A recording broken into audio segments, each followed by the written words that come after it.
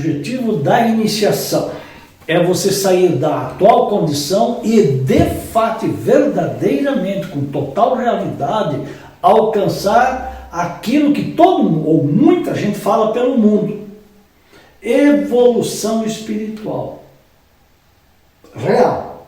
Eu não estou falando disso, dos discursos que a gente ouve por aí. Eu não quero criticar nada, ninguém, escola nenhuma, mas nessas ocasiões a gente precisa estabelecer as diferenças fundamentais, né? Iniciação serve para, vamos colocar numa linguagem assim, serve para transformar um ser humano num ser divino. Isso é o propósito da iniciação. É o único propósito ou objetivo. Agora, como se faz isso? Aí voltamos às escolas de mistérios da antiguidade, que eram detentoras de conhecimentos de cabala, de magia, de ciência, de astronomia, que depois, na verdade, astronomia é uma palavra moderna, na época era astrologia, do desenvolvimento dos 12 sentidos humanos. Todo mundo mal conhece 5, os budistas falam em 6, que são os 5 mais a mente, que é o 6º sentido. Tá, mas tem mais outros, que pouca gente fala. Clarividência, que é a visão do ultra. Mas a clarividência, eu conheci muitas pessoas que eram clarividentes, são clarividentes. Mas, primeira coisa, existem os clarividentes positivos e os clarividentes negativos. O que significa isso? Que no positivo os chakras giram num sentido positivo e no outro viram no sentido contrário. Ambos são clarividentes. Ambos enxergam as coisas. Porém, o que está oculto dentro de cada um é que faz a diferença. Se você, digamos assim, não tem uma chamada intuição luminosa ou iluminada, você não vai ter a visão ou o entendimento que alguém assim, com essas características, tem. E é por aí que se perde. Então, antigamente era fácil reconhecer, porque o mundo inteiro conhecia qual a melhor escola para isso, qual a melhor escola para aquilo, e todo mundo sabia onde era. Você caminhava às vezes 1 ano para chegar na dita escola. E lá ele era acolhido se passasse nas provas. Escola de Pitágoras, ou a escola pitagórica, é uma das mais conhecidas. Mas pouca gente sabe o que de fato acontecia ali, né? Primeira condição, o mestre Pitágoras, ele não recebia ninguém. Alguns falam que por 2 anos e meio ele dava aula para os estudantes avançados, mas havia uma cortina que separava os iniciantes aqui. Eles ouviam a voz do mestre, mas não via o mestre, nem o que ele estava usando enquanto falava. Então, só aí faz uma grande diferença, né?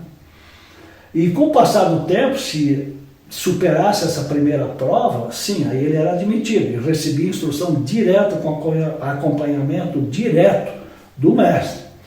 Nos primeiros anos do cristianismo, quando os apóstolos ainda viviam e que os cristãos, todos eles, se reuniam nas catacumbas, o que acontecia ali? As pessoas que chegavam ou eram trazidas por outros catecúmenos, ou por amigos, familiares desses, e então, esses que chegavam ali, por 2 anos, eles só ouviam, eles não tinham direito nem a fazer perguntas, só ouviam.